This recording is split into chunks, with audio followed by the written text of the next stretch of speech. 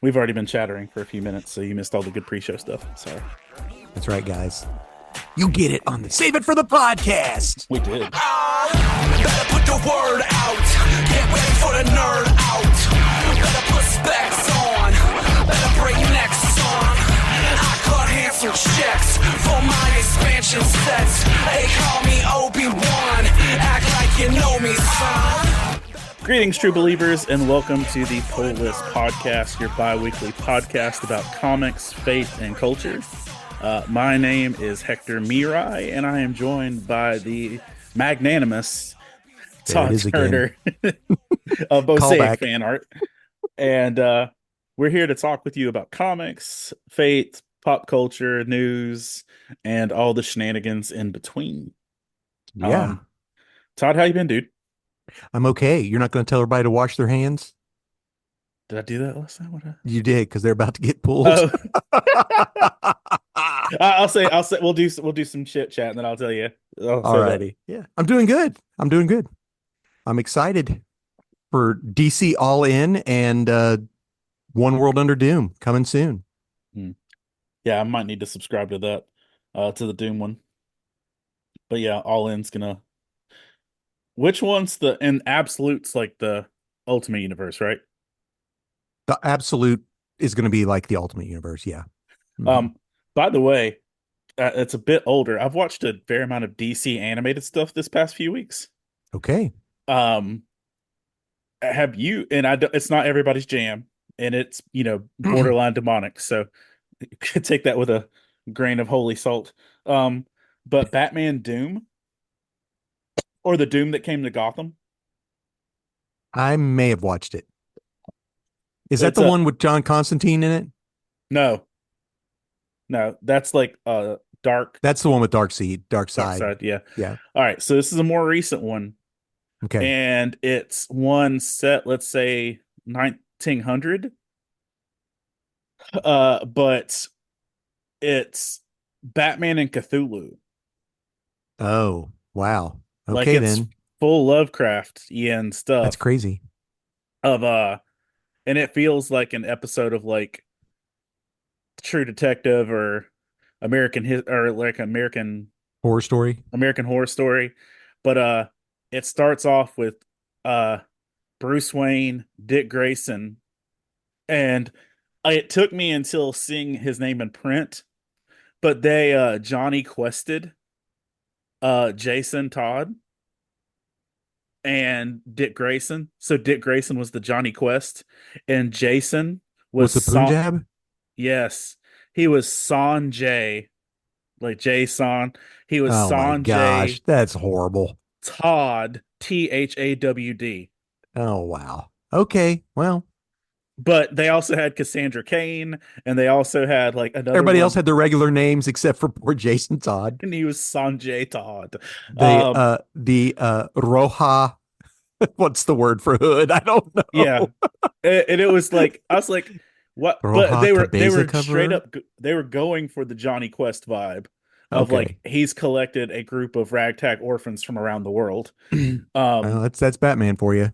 Yeah, and but it falls down to the fact that on an expedition into the Arctic, Oswald Cobblepot and somebody else uncovers basically a frozen Cthulhu. Sort of like The Thing. Yes, John Carpenter's The Thing. Very much. much.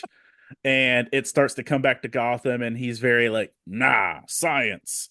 And then Etrigan shows up. Nah, science. Does he rhyme? Because if Etrigan's not rhyming, I don't. He does rhyme. But then Oliver Queen is holy cow, it's got everybody in there. It does, dude. And this it's like Justice League Dark. This may be, but it's all 1900 Justice League. But this has potentially the best Oliver Queen I've seen represented in a long time. Well, okay. It's also got the Al Ghouls. It's got some Cthulhu-ized villains and stuff like that, but it really does boil down to like a very H.P. Lovecraftian story. And I watched it, just putting it on when I was like doing some mindless work, and I was like, this will be just something to skim through. And So dang you it, actually had to pay attention. it was actually probably one of the better DC animated pieces I've watched in a minute. Okay. So, Well, I know like, that the final chapter of Crisis is supposed to be dropping here soon. So mm, good. And I also watched Justice League, or no, Suicide Squad Isekai. I think you're just making stuff up. I am. Y'all just go looking on Max for this stuff. And it's like, this isn't real. No, they made a Suicide Squad anime where the Suicide Squad is sent into another dimension, which is basically Dungeons and Dragons Oh, fun. level stuff. Yeah. And they have to help liberate this Dungeons and Dragons level kingdom and also keep making it back to a portal to reactivate their bombs before they blow up. Sounds like a video game right there. It's what It it does, sounds and it like would to have me. been better than the Suicide Squad video game. But the end credits involves Amanda Waller doing a seductive dance. Oh, that's nasty. No, But it's not like scandalous, but she's like, that's terrible. it's That's so terrible. If weird, any of bro. you all are just listening to this on the podcast, you need to go watch the video on Glue or on the YouTube to see YouTube's. Hector's impression of Amanda Waller doing a seductive dance. Now, but here's the deal. Well If worth you the price of watch that admission. clip, you'll think I'm accurate. It can't be any worse than Tom Cruise doing the Tropic Thunder dance. Bro, that is one of the funniest That things is of all hilarious. times. I like Yes. beep beep whoop whoop. Les Grossman. And the fact that he insisted on the prosthetic I knuckles. know. That is hilarious. Um, I Shout digress. out to the guy. I know. We're falling away out the. So, uh, wash your hands because You're about to get get pulled. pulled. Yeah, you're about to get pulled. Okay. What? Bring out the Germex. Bring out the Sherpex. What news do you have for us, Todd? Um, so we briefly talked about some of this stuff, but Hellboy is going straight to streaming. In America. Oh, really? In I America. got it. So October the 8th for 19.99, you can have it on Amazon. It comes out in theaters in the UK Friday, Oh, this week. tomorrow. Like, well, I wonder tomorrow when why we're they're not recording it. I wonder why they're not dropping it here. I guess they just don't think it'll have enough Well, people to I go don't see think it. it's an American production. Okay. So I think it would cost more to drop in America and to promote it. And here's the deal. If they're ready to put it out in theaters in the UK and they haven't promoted it more than they have here, there's Oh no yeah, way it's going to there's function. no way. Nobody would go And you're see it. going up against stuff like The Wild Robot, which is dropping this weekend. What looks great, by the way. Oh, can't wait to cry. It's going to be wonderful. I know. It's awesome. But yeah, it's going straight to streaming for America. America America. streaming. I Yeah, never but you can watched pre-order. the David Harbour Hellboy. I did. Not great. I mean, it was okay. I think the problem with it was that we were so used to seeing Ron Perlman as Hellboy that seeing David Harbour as him he looked like it didn't look good. Well, here is, and I mean zero shade in this statement. This is just Mhm. my perspective. Anytime any nerd thing you add Mila Jovovich to, you are not adding credit. Oh, come on, man. Fifth Element's amazing. Past that, Okay. Lilu Multipass? I will give her Fifth Element all day long. And I Maybe. understand that she worked hard on the Resident Evil movies, but those weren't Resident Evil movies. Oh, yeah. Um, Sorry, Raccoon City. um, that was a Mila Jovovich vehicle. Now the first one was pretty accurate-ish for a fictional story, but like there's so much story and lore to the Resident Evil franchise that if you're creating original characters to tell your movies, Mm-hmm. you're Well, wasting resources. from a guy who's never played the video game, I would watch a Resident Evil movie any day just because it just is like a end of, a fall of man zombie flick is basically what it feels like. So I wouldn't watch it for her. I watched it for just that Fall of Man zombie vibe. So anyway, so yep, it's going to be on streaming on Amazon. You can go ahead and pre-order it now. I For I Hellboy? don't. Yeah. hmm Well, I will watch it. I fully intend to watch it, but I I will should probably go watch it, back but and. I'm not going to pay $20 though. I'll wait. Oh yeah. I'm a cheapskate. I do need to go back and watch the David Harbour one though. Yeah, it's okay. Yeah, that's what I have to say. What kind of Uh, news you got, brother? We gonna go back and forth? yeah, sure. Let's see. Where do I just put my news? There is a Marvel's launching a Rogue Savage Land limited series in 2025 of Okay, January. I did hear this. Yep. This has full 90s vibes to me. Like the Fleer big Trading bathing cards. suit trading cards. Yes. So the last time I remember her being in the Savage Land, she and Magneto had a thing going on. So I'm wondering, is this set in continuity? Is this a Because it's a limited series, I highly doubt it. yeah, This might be set from when she was there with Magneto. gotcha. See, that's what they're doing with that Wolverine Revenge book. I bought that because Jonathan Hickman and Capullo were drawing and writing it, and then I bought it and I felt like I was bait and switched. It was like, yeah, this is Wolverine, but it has nothing to do with anything. It's just I want to tell a story, and it's I don't know. As an old guy, I sort of want to have my books to have meaning. I guess I'm saying this about fictional characters. I want my books to have meaning. So Listen, fiction has meaning, dude. it does. I know. Yeah. James Gunn is supposedly working on a Superman book for DC for 2025. That's the rumor, and it's rumored to be drawn by Jim Lee. Well, if you're gonna say I believe in Harvey Dent, that's one way to do it is to get Jim Lee to draw your book. Um, There you go. I know. it's like saying, "Hey, Mhm. I support your movies and such here." Now, but I will stand firmly by this. And what's one of the reasons why I'm comfortable with James Gunn making this Superman movie is James Gunn knows this crap really well. Yeah, he And does. did you ever watch Brightburn? Uh, no, no. I did watch the first 40 minutes of the one with the super where they like one of his first movies with uh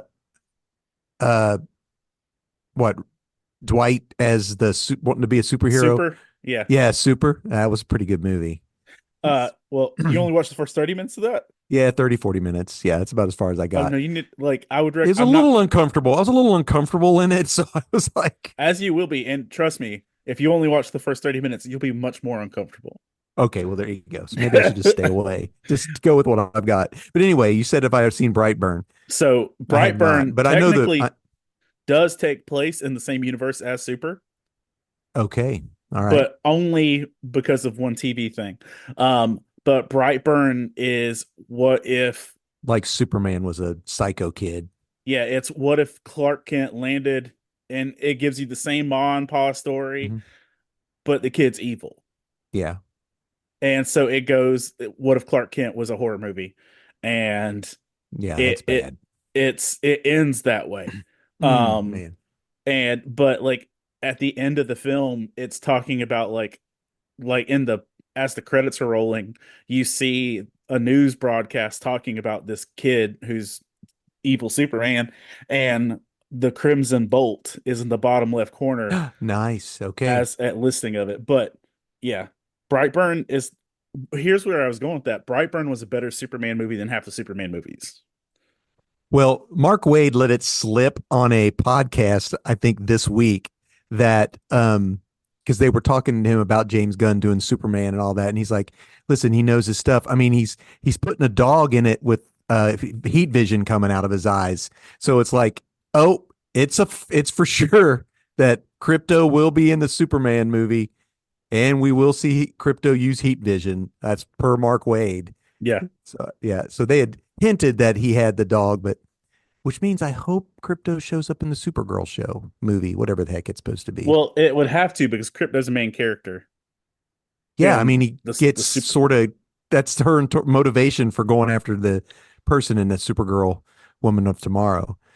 Now, I So, will say this: the young lady who's playing Supergirl is mhm, phenomenal on House of Dragon. okay.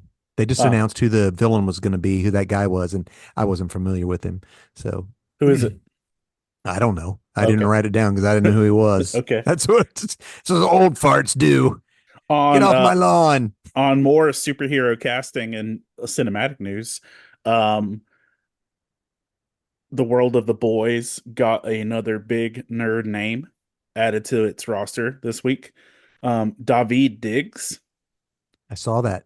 of Hamilton and Snowpiercer is now going to be playing a role in the final season of The Boys. Okay. So that's fun. Which I couldn't do. You should not. That Yeah. is that is That's not definitely an adulty show. that And is it's not even for all adults. no.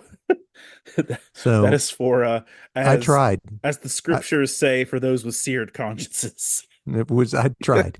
I wanted to give it a good old college try, but Oh no, bro. no, I couldn't do it. That is It's not your I would it's not that would my be jam. that's a no-no. Yeah. Um Absolute Batman is our number one has already gone back for second printing. Good. So they put it at over 250,000 copies. So 250,000 copies of Absolute Batman number one. So there goes my, wanting to speculate. Nobody would know about the book, and I would buy a bunch of them and then sell them later but that's not going Yeah, to I happen. don't think that's So, gonna work, bro. yeah, it's sort of like all my multiple issues of X-Force number one polybagged to downstairs, my 20 copies. They're not really worth that much, except for the one that has the Deadpool card in it, other than that. So, And yeah. we also got wait, you just said something, right? Um Yeah. and we also got our casting for Hal Jordan for the Green Lantern TV series. Yeah. Kyle McLaughlin, right? I forget his last name, but yeah, dude from Friday Night Lights. Yeah. I think that'll be good. Yeah, it's solid.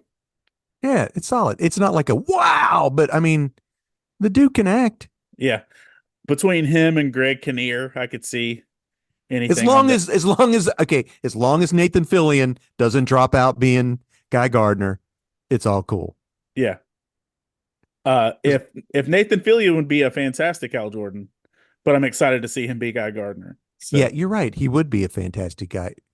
Hal Jordan. Put him back in that leather bomber jacket. He'd you know, look like the dude from Firefly almost. yeah. Well, Yeah. he's played Hal Jordan a handful of times. No, really? Oh, voice acting. Voice acting. Yeah. He's played Hal Jordan a handful of times, and I want to think in the video game Injustice. I want Oh, to say really? I think he was Hal Jordan in that as well. Yeah. Which, funny enough, Alan Tudyk was Green Arrow in Injustice. That's with so good. was with the classic, Yes, the Green vibe. Arrow. Great. Yeah, that's so But then they good. released the Stephen Amell thing. Um, Oh, yeah. and by the way, I don't know if this. I think this has happened since uh we did the last podcast. Did you see the stuff with Stephen Amell No, and nothing. Peacemaker and James Gunn? No. Stephen Amell went on a podcast and was very offended and upset and took great uh comeuppance with James Gunn and John Cena for a Green Arrow joke in Peacemaker season 1. Okay, so I watched Peacemaker season one like 2 or 3 times. I don't remember the joke. Whoa, whoa, whoa. You watched that show more than once? Yeah, I've only seen 100%. it one Huh? time. It's I've, just I've, it's not even like a big long joke. It's just like when what's the I mean, goodness gracious, they make all the jokes about Aquaman. It's a yeah. wonder that Jason Momoa didn't come out and say anything. But dude, it's come on. But my problem is that he took it as offense of them Like it's an pooping on attack on him. or the CW shows. I was like, Oh, they attacked every major DC character. It's about the everything. character, not you, bro. Yeah, Nobody's, and I yeah. want to say, I hate to say it this way, but nobody's thinking about you. I Right. didn't. No, But he that's said that Green Arrow goes to Brony conventions as the back half of a Twilight Sparkle costume. oh nice. And Twilight Sparkle or costume. something to that effect. But it was like Yeah, it wasn't a a CW throwaway. joke. It was a throwaway joke too. That Yeah, it was yeah, probably something that John Cena made up off the cuff. But like yeah, probably so. He took it as James Gunn intentionally crapping on the CW verse. My money's on John Cena in that fight. Yeah. Yeah. Yeah. My last piece of news is about Mark Millar because I know we're all excited to hear about him again. Um, so apparently he's been in the talks of writing a Superman story for DC. He's supposed to be writing one for next year, but then Marvel came up to him and said, "We want you to do something."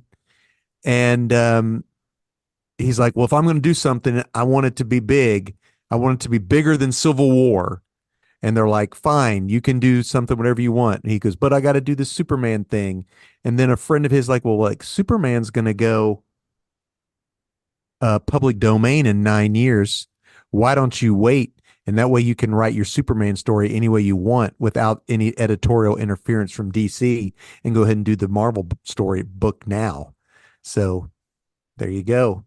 He's apparently going to be writing a big thing for Marvel. I don't know that I really care. And I don't think that's right that it's going to go public domain either. That's what they were saying. I don't know. Who knows? Oh, I did have one more piece of news. Go for it. Did you hear about the documentary on Kingdom Come? Yes. So that looks there. It was a Kickstarter, and there's going to be a documentary come out about the making of Kingdom Come, and how basically this Alex Ross's concept. Mark Waid was not the first author that he wanted to do, but that it's set in a desk for so daggone long that they just didn't want to touch it. So I don't know. But now there's going to be documentaries, so I can't wait to watch it. That was it. I don't know if that's relevant or not, but hey, it's one of the most classic comics. So I love it. I picked up 4 issues at a half price books. They were like all 4 together. It was like $10. So I was like, bought them, took them home, opened them up. All 4 of them are autographed by Mark Waid and Alex Ross. So I have a friend who's like an amazing Alex Ross fan. And I was like, "Tell me, are these legit?" And he's like, "That's legit. That's his autograph, 100%. If it's not, then somebody did an amazing job copying it." So yeah, they're all 4 autographed. I've got mine autographed by Mark Waid, but yeah, it's inside the cover. Nice. So I know it's nice. Anyway, that's all I got. What else you got? Anything? I don't have any more news. So all right, man. Ready to jump into it? Let's do it. All right. What's your first pull? My first pull is I had 2 that I was choosing and I couldn't figure out what I wanted to do. I read 2 books where at the end they introduce a new ongoing book and a new team.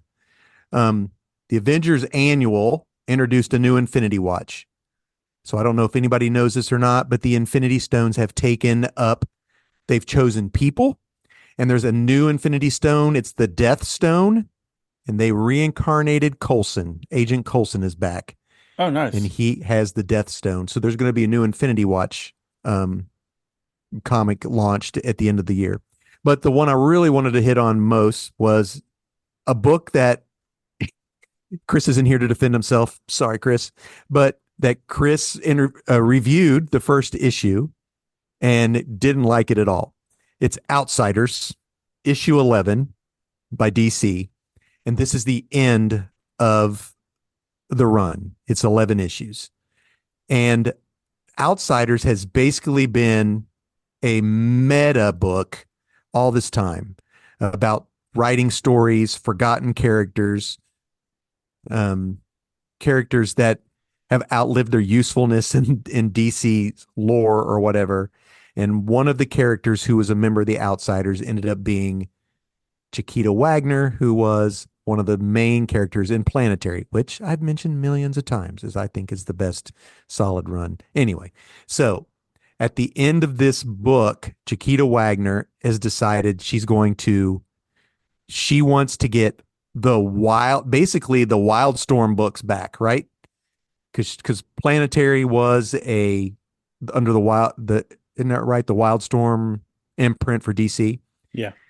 To get her group back, and so she's going to wipe out all fiction, basically, all the characters, and recreate the Wildstorm universe. And at the end, of course, she doesn't.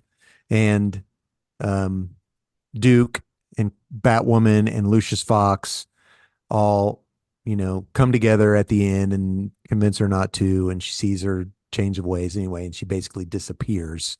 And this um, new group is being formed out in the ether, and they just hint at them at the end of the book about a guy who can talk to cities, and another guy who does all this mystical stuff, and someone who's engineering things. So they're basically going to reintroduce the Authority. We're going to get a new Authority book, and it makes sense considering they're doing a movie, right, or a show. Mm-hmm. And so they're hinting at each one of these characters, and so next year we will see a new Authority comic book come out, which I loved the old Authority book with Jenny Sparks and the Midnighter and Apollo and the Engineer and the Doctor and a couple other characters that I can't remember their names. But anyway, so yeah, Outsiders, number 11. Pick it up when it comes out in trade, or read it when you get a chance, because it's a real deep book. It's not like a fun book. It was fun for me because it had a lot of nostalgia in it, and it hit back to the old Planetary. But it's very, very, very meta. So yeah, that's my first one. Okay. I'm gonna hit you with a haymaker that you're not expecting, Uh-oh. that I think is gonna be something you buy before this podcast is over. What? Ready? Yeah. Shabam. Have you heard of this? It is Myth? called The Myth Makers. No. Mm-mm. This is a hardback graphic novel that released straight to hardback, and it is a storytelling apparatus of the history and friendship between C.S. Lewis and J.R.R. Tolkien, Oh as yeah, sold.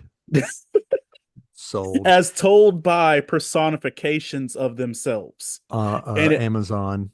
and it walks you through their complete history. Now, check how cute this art is. Oh yeah, C.S. that's good. Lewis, his archetype is depicted. Now they do realistic ones, like they'll show you Hmm. real C.S. Lewis and real Clive, or real Tolkien. But C.S. Lewis is depicted as a lion in a cardigan, Nice. It was like The Lion, the Witch, and the Wardrobe. and Tolkien is depicted as a nerdy wizard. I see that. Yeah.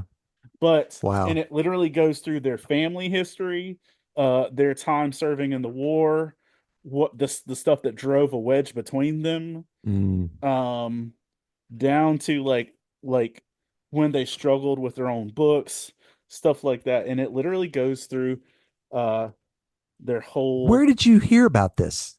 Okay, I'm about to tell you. One of my favorite creators is a dude named Paul who does sketchy sermons. Oh yeah, I've heard you talk about that. Okay, so Sketchy Sermons posted this book, and he posted it, and I'm like, just said, dang it, as soon as he posted it. And sure enough, I bought it. Now, let me tell you how delightful of a read this was. Um, Trying to find a accurate depiction of them real quick in here. So Christmas list. Any of you people out there, Todd Turner, Christmas list. Put it on it. Give it to so me. like here's the realistic depictions of them Oh, I too. see that. Yeah, really good. That's cool. So here's how good this was. I read this in one sitting today. Holy cow! Because it's got some words. Yeah, it's girthy. Hmm. It's 200 pages and some change.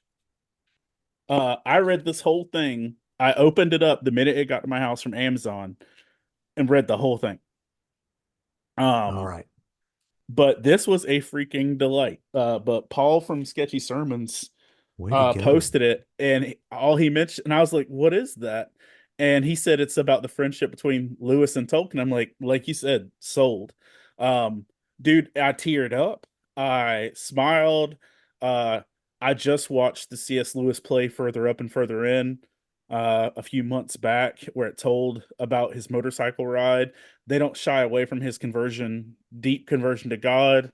I learned stuff about both of them I never knew before. That's awesome. Well, Um, that's so what comics are for. We're here in to terms teach you of lessons. surprising graphic novels, this reminded me of that one that you told me to read or sent to me, The basketball the one. basketball one. Hoop, dragon hoops. Dragon Yeah, hoops. Dragon Hoops. This Yeah. has Dragon Hoop vibes. Oh, cool. Awesome. All right. If we weren't doing this podcast, I would have just mailed you one. But but Crap. I got this and I read it today, and I was like, I hope this comes in time and I hope I can read it. And Oh man, that's awesome. so here's how much I wanted to read this. The new Legend of Zelda game came out today, Oh, and I and you read this didn't do it. instead. Instead, So hey, you got here to we have go. priorities, brother. Myth Makers by Myth makers. John Yeah, Hendricks. that makes the rest of my books look like a turd. By the New York Times bestselling award-winning creator of The Faithful Spy. Oh, never heard of it. Probably a Bonhoeffer book. Dietrich Bonhoeffer. Yeah. Okay, I, awesome. I mean, he's got a movie coming out in I know December it too. looks good. It does look good. Hold on, let me see what The Faithful Spy is. But yeah, what's your pull? Well, this has nothing to do with Spider-Man. Amazing Spider-Man 58. Oh, dude, it is a Bonhoeffer book. Really? The Faithful About Spy. about him? Yeah. That is cool. And it yeah, it's a graphic novel too. What? How are we missing these? Now we're never going to miss them again. Nope. Because guess what? I'm I'm gonna going to buy hop on this my too. Goodreads and just flip peg this guy, John I'm, Hendricks, oh yeah, because it's Jimmy's got. brother. I'm looking at the Hitler depictions and everything, sadly, in it. But yeah, Ooh, ugh, okay then. the Faithful Spy is a Dietrich Bonhoeffer graphic novel by the same dude. Oh, I might have to get that too. This is Okay. like I'm gonna these. My kids always go, "What can we get, Dad?" This There is you what you go. can get, Dad, The guys. problem is Dad will buy it before Christmas. So Tell me anyway, about Spider-Man. Amazing Spider-Man 58. They are billing Amazing Spider-Man the next 3 issues as being the most violent Spider-Man that they can put and it not have like guts hanging out, like not going to be a red band. So this is John Romita art doing most of the heavy lifting. It is awesome. Tombstone is wanting to take over all the crime that Kingpin left behind, and his daughter Janice, who's the Beetle, I think, is that what she is turned state's evidence against him, and he's basically going to kill his own daughter. And Spider-Man has to jump in, and it is a battle. It is fight scenes for the entire thing, and with Peter, the Spider-Man, getting just the snobby. I mean, Tombstone is like ruthless in this, um, like trying to kill his own daughter. Um, at the end, at the end of the book, in the last page, Tombstone grabs him and they're heading out a window in a like a skyscraper or what else.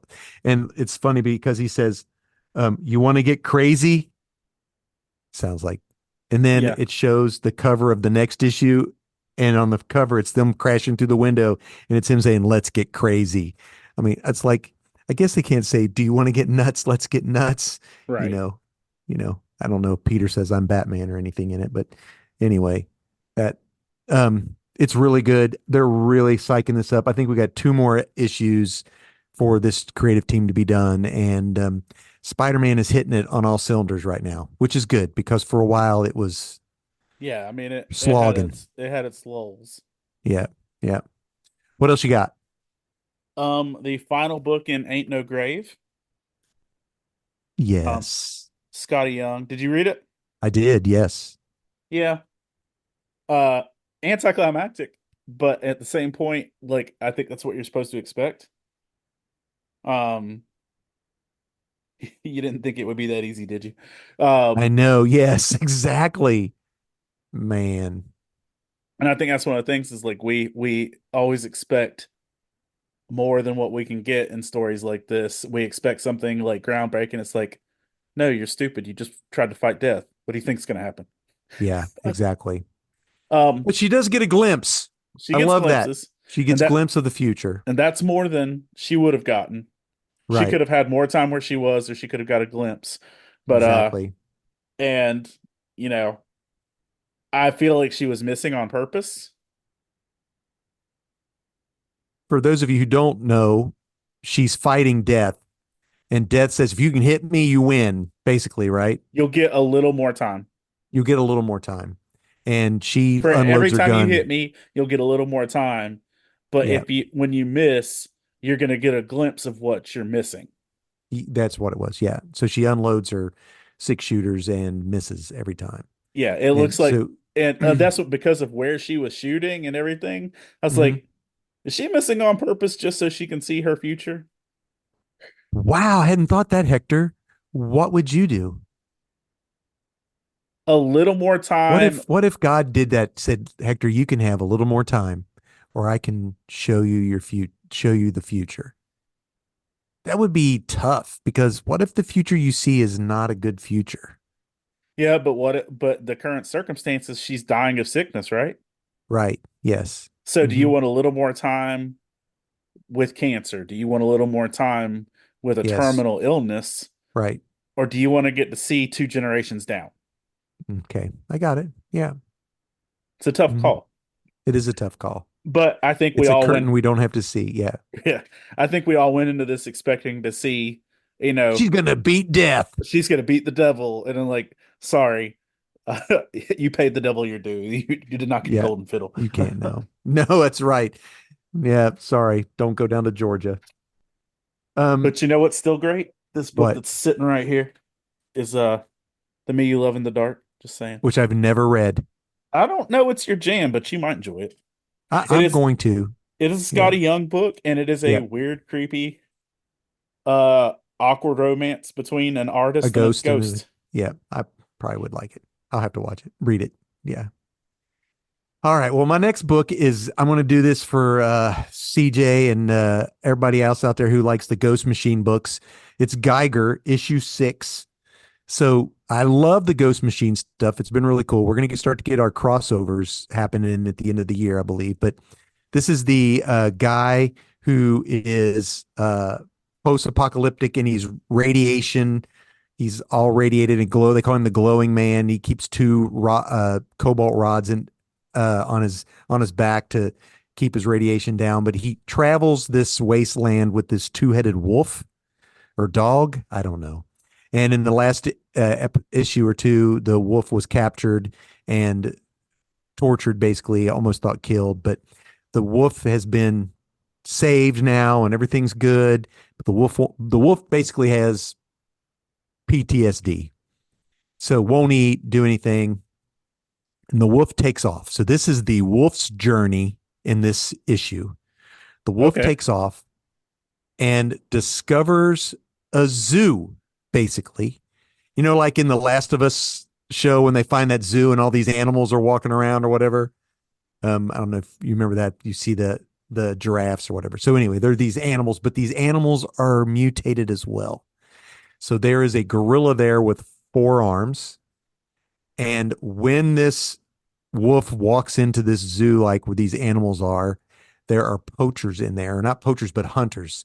And they're getting animals for food or for to take back to whatever people will pay them for it.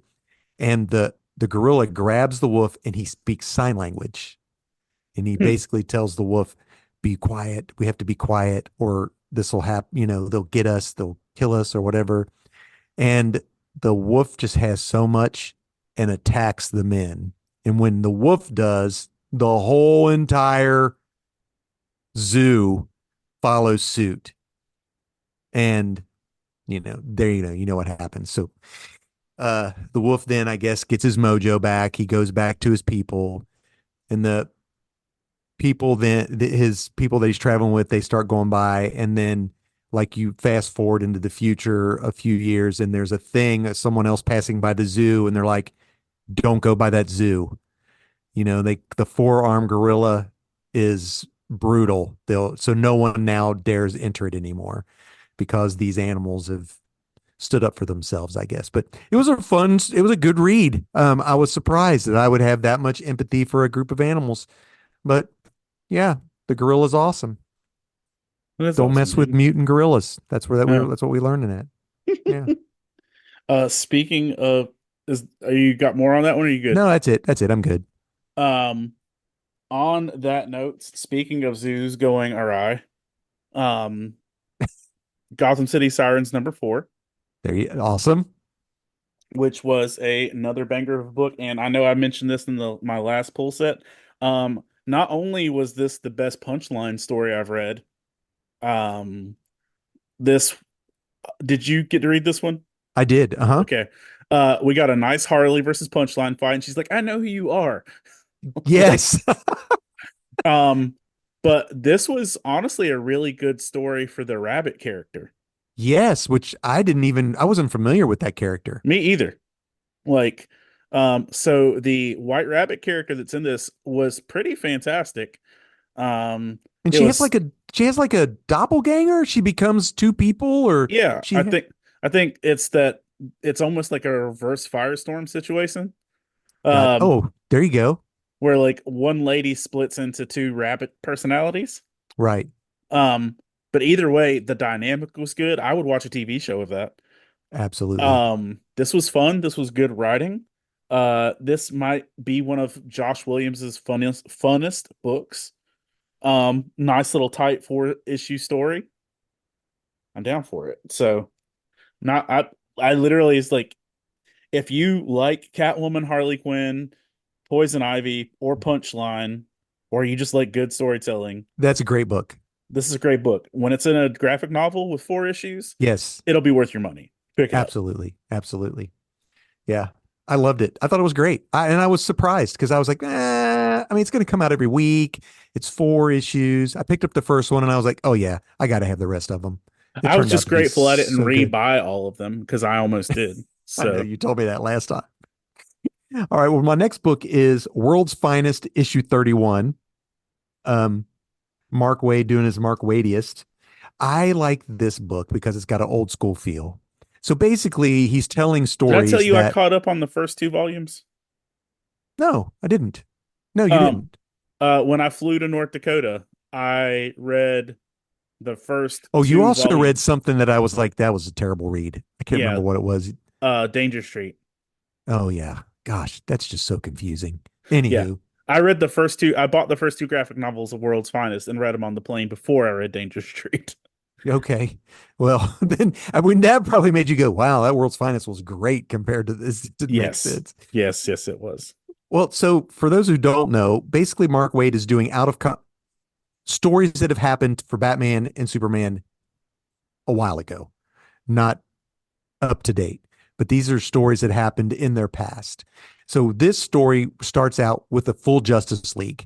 We're talking Elongated Man, uh, like Green Arrow. I can't remember all who were in there, but there were like 4 or 5 characters from the Justice League, in addition to Batman and Superman. And the Green Arrow's there, Black Canary, Flash. And what happens is Eclipso takes over the members of the Justice League on the Justice League satellite. And Superman and Batman are battling those members and trying to break their hold on them, but they can't do it. The Red Tornado escapes to get help and ends up at the steps of the JSA. So this ends with the JSA sitting around a table. So we're going to get in the next issue probably a great Justice Society story in addition to a JLA JSA team up written by Mark Waid with focus on them battling Eclipso. And I've been reading the JSA book that's been out, and it's just so dang on long and taking forever to come out. I'm ready for a good JSA story. I know Jeff Lemire is going to be writing it, I think, coming up. Yeah. But this book has always been good for me, and I love the old school vibe. Anyway, that's it. Okay. What else you got, brother? Zatanna brings down the house, book 4. Okay, so I've heard this is fantastic. This one was a banger. Is the house still standing, or did she bring it down? The house is in shambles. I can't vouch for its structural integrity. It sounds like my house when all my kids come home for a visit. But the house is definitely in some disrepair. Has she started to use magic yet? Yes. All right. Give it to me, Hector. So, and you get something in this that if it's a regular thing, I'm not familiar with it. So a lot of this premise ends up with the fact that at the last issue, John Constantine shows up to rescue her. Okay. In this, John Constantine's like, "Hey, you're magic. Stop being stupid." And effectively, Zatanna just is like, "All right, I've got it. Let's go. Let's be a gangster." And she starts using her magic. Then John Constantine portals them away to Paris, and they have a nice romantic weekend together. That went into fifth gear really fast. Yeah, apparently they were dating already. Well, yes, they are an item in and out of DC continuity currently. Yeah, and even says in the the Superman book about her relationship with she alludes to the relationship with John Constantine in that book. Even. Right. And which was, I read that after this. So I was like, oh, this is a thing. But this issue, I'd say 30% of it is just them covered by bed sheets. Oh, well, all right then. Having conversations. Because that's what one does, covered in bed sheets. Yes. Let's have a talk. But literally, what is it's the just thread count on these sheets? Yeah, it's that type of stuff. And then it boils what kind down of fabric to softener? They say that her dad is the most fearsome demon in the world, and basically she's got to go take down her dad now. What? No, I've not heard that. That's some serious daddy issues. That's new. Yeah. And so, but it's Black Label, right? Yes, it is Black Label. There you go. Now, I will say this. To be Black Label, it's pretty tame. Okay. The most Black Label thing about this is the fact he's smoking. So. Oh, man. I had 3 books I wanted us to talk about. Maybe we can do that briefly at the end. And one of them is a Black Label book about something in it. But anyway. All right. Well, my next book is Wonder Woman issue 13. So I started collecting Wonder Woman because I thought Tom King was going to do this amazing story about this old grumpy white dude trying to take over the world. And he is going to do that. But then Absolute Power took over and it's completely different now. But I loved this. Literally loved it. Have you read it? Yeah. Okay, so there are 2 stories in this. There's a Wonder Woman story and then a Trinity story at the back. Yes. And so this is Wonder Woman having to break out all of the superheroes and villains that are in their prisons on Gamora Island, and she does it with Damian Wayne. And so Steve Trevor gets out. They have a brief kiss, and then they go, not Damian and Steve, but Wonder Woman and Steve. And then they rescue everyone, and it's really funny because Damian's like, "Oh, you got to be kidding me. Get a hotel room, blah blah blah." And at the end of the next story is Damian Wayne all grown up. Him and John Kent are grown up, and they have Trinity, who's still young, which is Wonder Woman's daughter. And he tells the exact same story from his point of view, how he and her mother rescued all these people. But it's like every other panel, Wonder Woman is making out with Steve Trevor Yes. in his story. It's like, that's not how it happened at all. But I thought it was so fun. I really enjoyed it. I liked Damian Wayne in this book. I thought he was written so well by Tom King. So I just thought it was a fun read in the midst of all this absolute power craziness. Now, So and I will say that one of the best things in this is the fact that she was trying to act bulletproof when she oh, wasn't. yes. And he's like, like, baby, you can't stop bullets with just your No. forearms. Yes. And she's like, I probably broke all my arms, but she did stop them, right? Yeah. But you could tell she's in pain. It's a great book. Good It read. was- Yeah. It was great. Yeah. So anyway, there you go. All right, Hector. One more before the number ones. Didn't we already do that? No, I ain't done my number one yet. I've done 4 books already, dude. Wait. 1, 2, 3. Oh, maybe I did more than you. Yeah, I've already done 4 books. I did 5.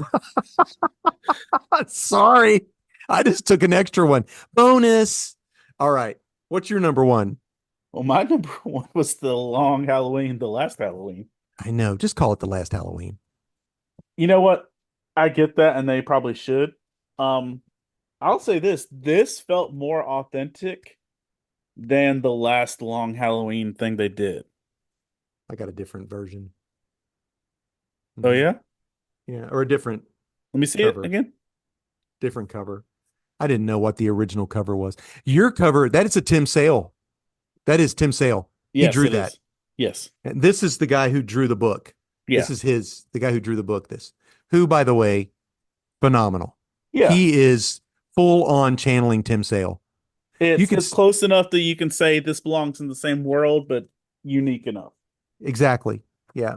So give us the lowdown, Hector, because this book is not a book I'm going to collect. Yeah?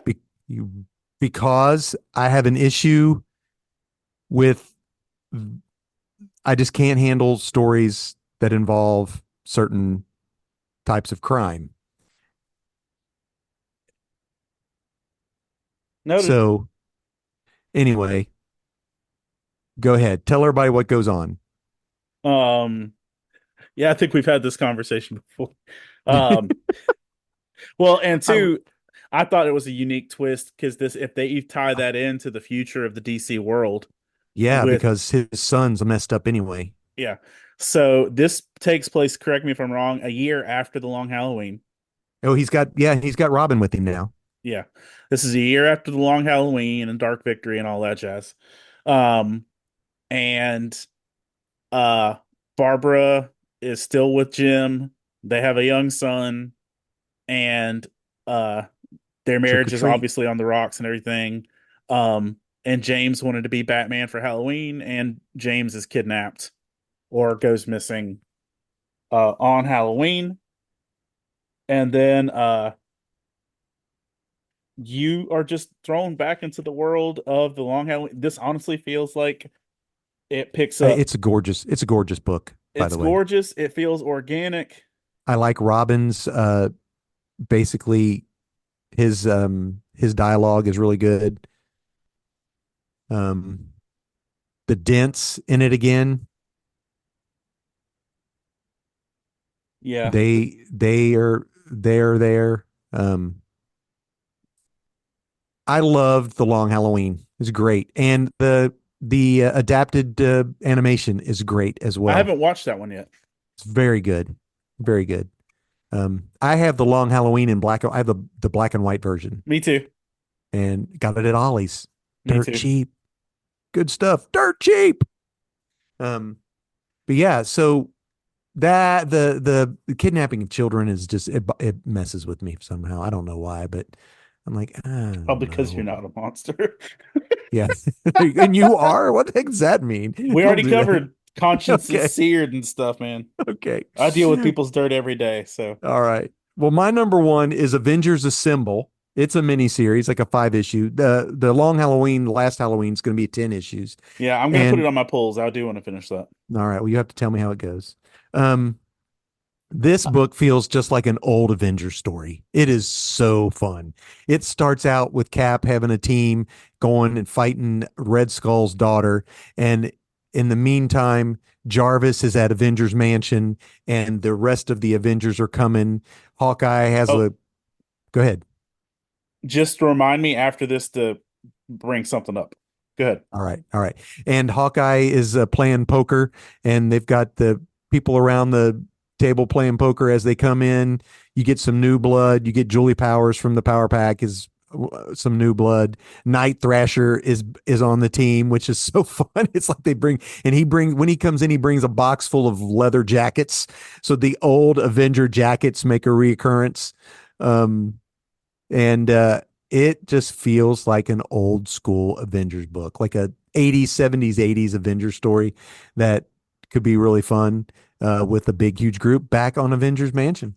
And I'm for it. It's just 5 issues. Steve Orlando is writing it, and the art's decent, but it's my kind of jam. What did you want to bring up before I Uh, want to talk about these 3 books real quick? you said something that triggered a news I forgot to have notes for. Uh-oh, what is it? This week, we got our first MCU Oh, yes. canon speaking of Mephisto. Where? Mephisto is mentioned by name in Agatha Oh, yeah, yeah, all yeah, yeah. along. Okay, you're right. But he didn't speak. No, no, no. But Okay. that's the first time that word's been used In the MCU. in the MCU. Okay. All right. Okay, then. It I was watched them. Mephisto. They're okay. And the Thunderbolts The Thunderbolts trailer. trailer was great.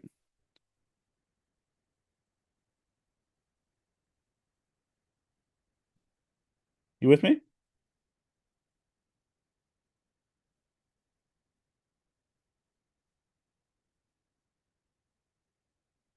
If you're there's Todd. That there I'm back.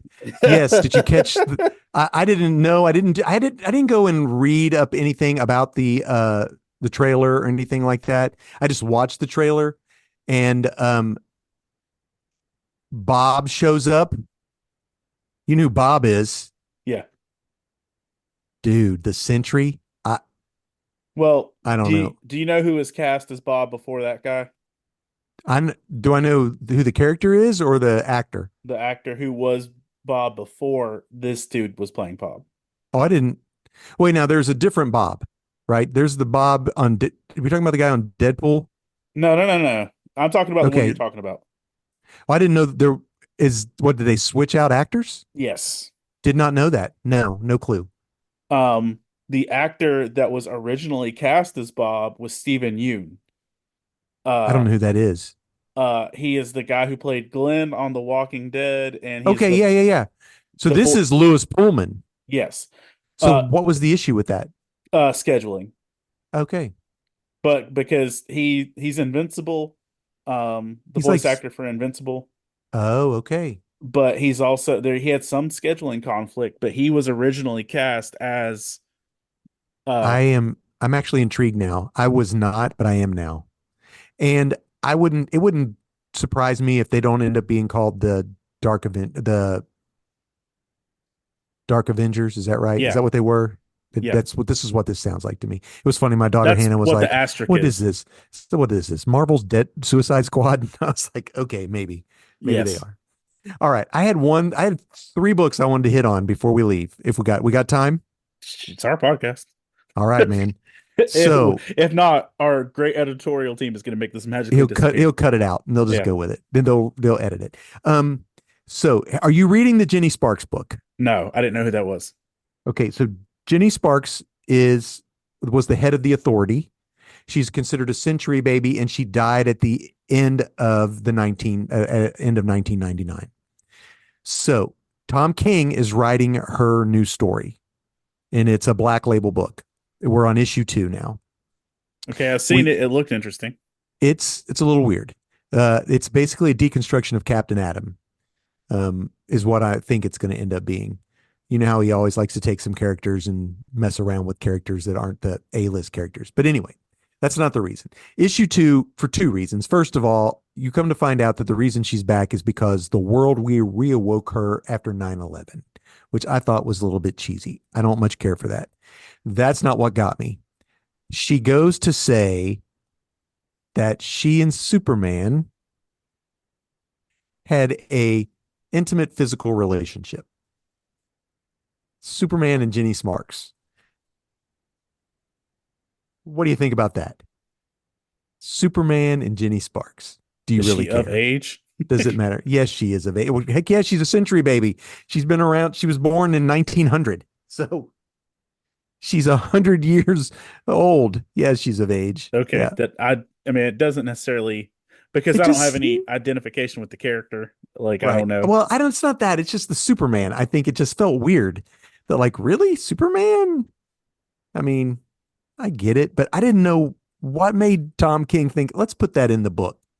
Why is that in the book? I don't know. I don't know. It'll probably play something in there. Making Now, more of it than I should. you might be, but at the same time, who knows? And also depending like on which world she came from, you know, Mm-hmm. and when this was for Superman.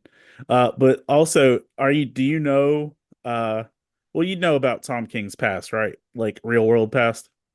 No, Okay. Why this might make you a little more receptive to the 9/11 thing.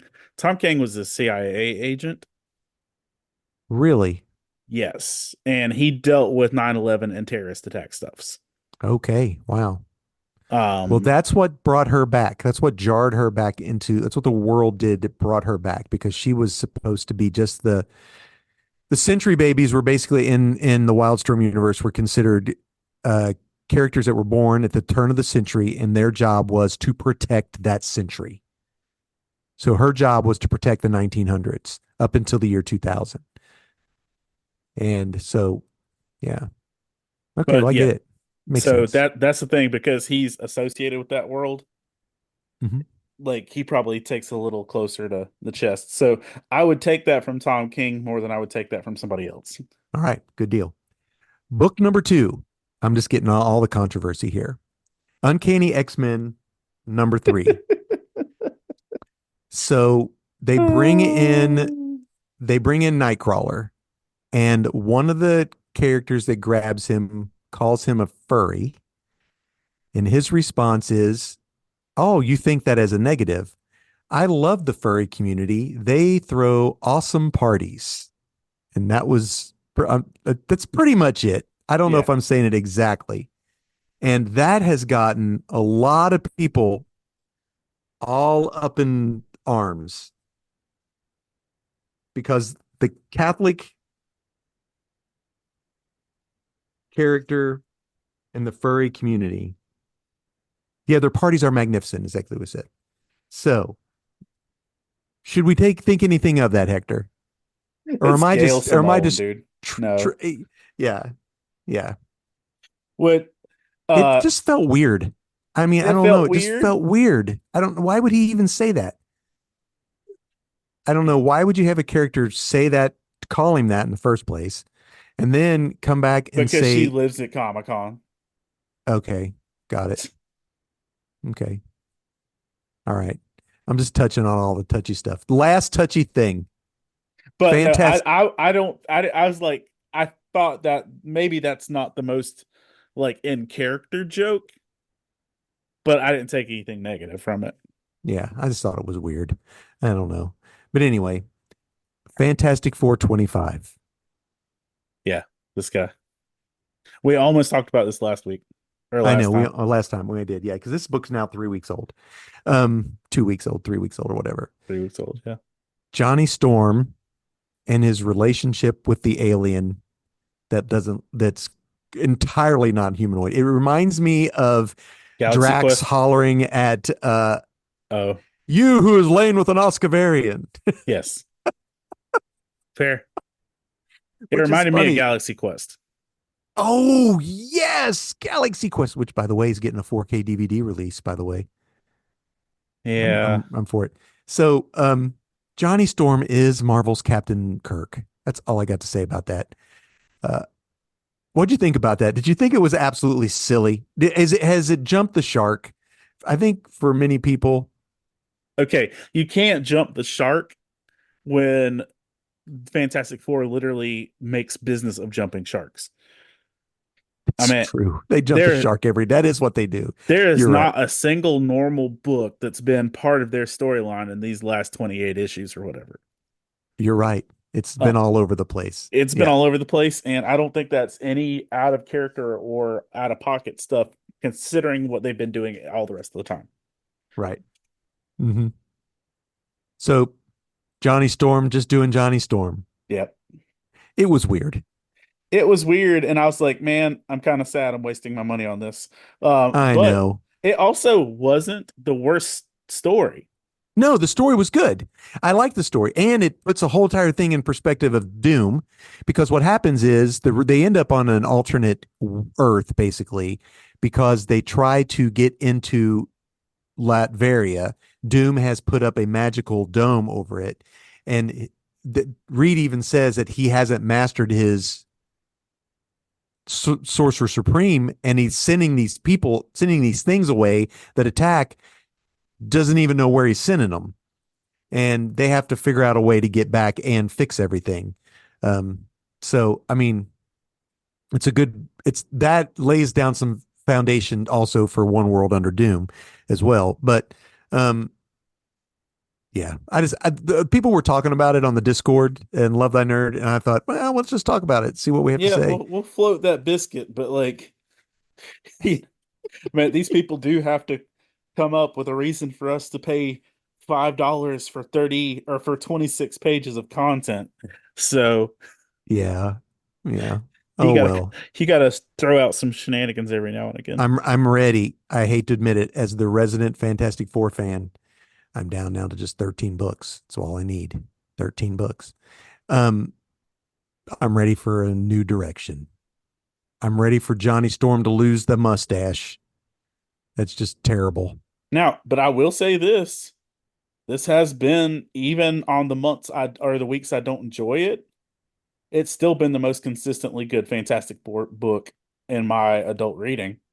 Well, good. I'm glad you like it. It's a silly book many times, Yes. not serious like Jonathan Hickman's run. Um, so that's been But fun. I I've do not like. read this many issues of Fantastic Four in ever. I think you're just doing it out of friendship for me because you know That how much I there love the is a Fantastic partial Four to that. I picked up the first issue out of because of me. now I'll have something to talk about with Todd. Yeah, and now you're like, it's on the bag and board Yep. side.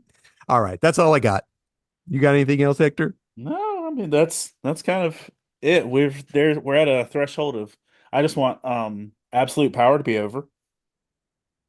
I I'm love Absolute Power. Honestly, I think it's a great story. I want it to be over because I can't get any of the main issues. You can't what now? I can't get the main Oh, issues. you waited too long, so now you got to wait till it comes out on trade to read what actually happened. I've not seen a single copy because they're not buying any extras Oh, really? at my shop. Hmm. I collected the Absolute Power. It's 1 through 4 plus a prequel. I got all of those, and they've been also doing called the Task Force 7, which follows each one of the different Amazos. I got Yeah. those, and then I've picked up the regular tie-ins, and yeah, you really need those. Yeah. And the Super Sun one, the was supposed to be really good. I didn't read it. I would like to get it, but oh well. Yep. All right. That's about it. Yep, we're ready. It'll be DC All In. That's what's coming up in a That month. is what's coming up. I'm pretty pumped. Pretty pumped. Well, We're gonna get an Absolute Metamorpho too, and I I'm think it's going to be written by Al Ewing, maybe. I I don't know if it's up your alley, but the actor who's playing Metamorpho in James Gunn's world Uh huh. is delightful. Well, I Um, think one of the first comic books that I ever collected, starting at issue 1, was Batman and the Outsiders when it came out. and Metamorpho was part of it. I love the cover where Batman's up there in the Justice League satellite telling him, I've had it with you all. And I fell in love with that character. Metamorpho is a great character. Well, did you ever see the TV series Barry? No. Okay. On Max, there is a show called Barry where I forgot his name at the moment. Brain fart. He's a comedian, SNL person, um, who is an assassin who falls in love with acting. Okay. And he Sounds wants to fun. quit being an assassin And be an actor. and be an actor. So he enrolls in community theater taught by Henry Winkler. Oh, that's definitely a watch. That's fun. I mean, it's I have golden. heard of that. I have heard of it. But either way, the guy playing Metamorpho plays a breakout character that is the fabulous leader of the Chechen mob. The Chechen mob. Nice. And yeah, it's a whole weird, funky storyline, bro. But like he also was in Gotham, like the TV series Gotham for half a second. I think he was Zaz, maybe. Okay. But yeah. So he's double dipping in the DC world already. All right. We gotta love Well, the double dipping. so folks, thank you for taking time to join us and letting us be your semi-weekly, monthly, every now and again source for comic book industry news and storylines. Thanks for commenting in the Discord and on the Facebook community as well. We appreciate you keeping us on track because we do miss some things. Congratulations to Chris Poirier, who RoboCop. he completed all of his Popo training, and I'd buy that for $1. he is now an officer of the law. Yeah. And we wish him the best with that and hope to hear from him soon. Because Todd's got, adult life to do. Hilarious. He was trying to swallow chicken strips as we were getting started because we were cramming a schedule full. Good chicken. Love chicken. Yeah, it's good chicken.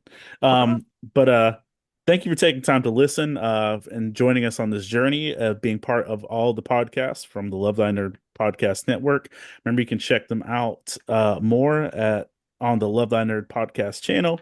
You can find us on YouTube, specifically at youtube.com/at the pull list LTN.